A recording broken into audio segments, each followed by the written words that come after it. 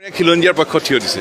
মিজোৰামৰ মুখ্যমন্ত্ৰী ডাঙৰীয়া চৰকাৰে খিলঞ্জীয়াৰ পক্ষত থিয় দিছে। উত্তৰ পূৰ্বাঞ্চলৰ আন আন নেতাসকলে খিলঞ্জীয়াৰ পক্ষত থিয় দিছে। ইয়াৰ আগতে 1949 চনত তেতিয়া জৱাহৰলাল নেহৰু প্ৰধানমন্ত্ৰী, বল্লভভাই পেটেল গৃহমন্ত্ৰী থাকোঁতে তেতিয়া আমাক ইয়াত শৰণাৰ্থী ৰাখিবলৈ মাটি বিচাৰিছিল। আৰু তেতিয়া গোপীনাথ বৰদলৈ, বিশ্বনাথ মেধি ডাঙৰীয়া অসমৰ নেতাসকলে কৈছিল যে আমাৰ জনজাতীয় লোক খিলঞ্জীয়া মানুহ আৰু বান আক্ৰান্ত ৰাইজক দিবলৈ আমাৰ মাটি নোজোৰে, আমি মাটি দিব নোৱাৰোঁ। তেতিয়া নেহেৰু আৰু পেটেল ডাঙৰীয়াই ধমকি দিছিল যে অসমৰ মানুহৰ মনবোৰ ঠেক মনৰ মানুহ, আৰু যদি মাটি নিদিয়ে আমি আমাৰ কেন্দ্ৰীয় অনুদান বন্ধ কৰি দিম অসমক। কিন্তু সেই সময়ত গোপীনাথ বৰদলৈ বা বিশ্বনাথ মেধি বা অসমৰ নেতাসকলে অসমৰ পক্ষত, অসমৰ খিলঞ্জীয়া মানুহৰ পক্ষত থিয় দিছিল।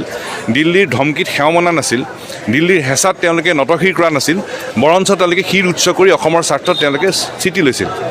আজি অসমৰ সন্মানীয় মুখ্যমন্ত্ৰী ডাঙৰীয়া আৰু অসম চৰকাৰ আৰু অসমৰ ৰাজনৈতিক নেতাসকলে গোপীনাথ বৰদলৈ, বিশ্বনাথ মেধি বা সেই সময়ৰ নেতাসকলে যেনেকৈ পূব পাকিস্তানৰ পৰা অসমক ৰক্ষা কৰিলে, দিল্লীৰ নেতাসকলে হেঁচা বা ধমকিত সেৱ নমনাকৈ স্থিতি লৈছিল, আজি যেনেকৈ মেঘালয়ৰ মুখ্যমন্ত্ৰী আৰু মিজোৰামৰ মুখ্যমন্ত্ৰী আন আন উত্তৰ পূৰ্বাঞ্চলৰ নেতাসকলে স্থিতি লৈছে, সেই স্থিতি লোৱাৰ সাহস দেখুৱাওক, পদক্ষেপ গ্ৰহণ কৰি দেখুৱাওক। 70 চনলৈকে অহা হিন্দু মুছলমান সকলোৰে দায়িত্ব আমি ল'লোঁ অসম চুক্তি মৰ্মে। গোটেই ভাৰতবৰ্ষত চিনাক্তকৰণৰ তাৰিখ হ'ল 48 চন। বুজাবুজি চুক্তি এটা সমস্যাটো স্থায়ী সমাধানৰ কাৰণে 71 চনলৈকে অহা হিন্দু মুছলমান সকলোৰে দায়িত্ব আমি ল'লোঁ।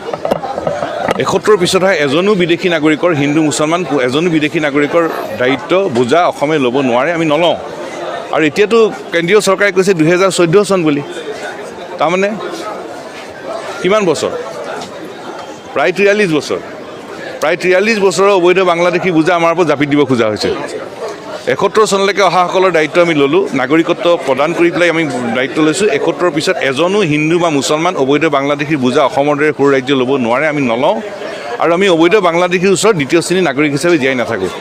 সৰল সমীকৰণ, আমাৰ খিলঞ্জীয়া মানুহৰ হাতৰ পৰা আমাৰ নিৰ্ণায়ক অধিকাৰ কাঢ়ি নিব খোজা হৈছে।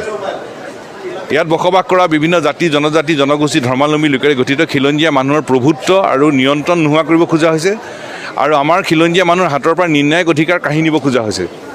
নামানো আমি। বিজেপি নেতৃত্বাধীন কেন্দ্ৰীয় চৰকাৰক তেওঁলোকক বাংলাদেশী ভোটকেইটা লাগে। তেওঁলোকৰ হাতত দিল্লীত তেওঁলোকৰ সংখ্যা আছে সংসদত, গতিকে বাংলাদেশী ভোট তেওঁলোকক লাগে, তেওঁলোকৰ হাতত সংখ্যা আছে। আমাৰ হাতত আমাৰ ওপৰত সিদ্ধান্ত জাপি দিব, আমি মানি ল'ব লাগিব, আমি সহি থাকিব লাগিব। নামানো আমি। তাৰ বিৰুদ্ধে প্ৰতিবাদ। আৰু আজি উত্তৰ পূৰ্বাঞ্চলৰ 7খন ৰাজ্যত একে সমানে প্ৰতিবাদ হৈছে।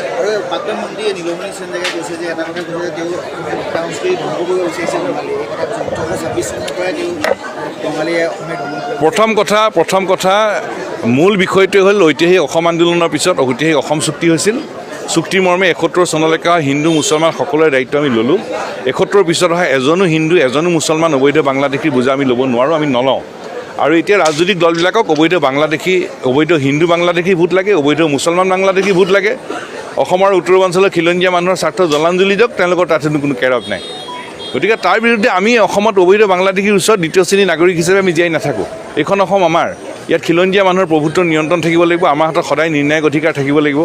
আৰু সেইকাৰণে বাংলাদেশী বোজা জাপি দিয়াৰ সিদ্ধান্ত আমি মানি নলওঁ। তাৰ বিৰুদ্ধে অসম কেন্দ্ৰিক, উত্তৰ পূৰ্বাঞ্চল কেন্দ্ৰিক প্ৰতিবাদ হৈছে, আৰু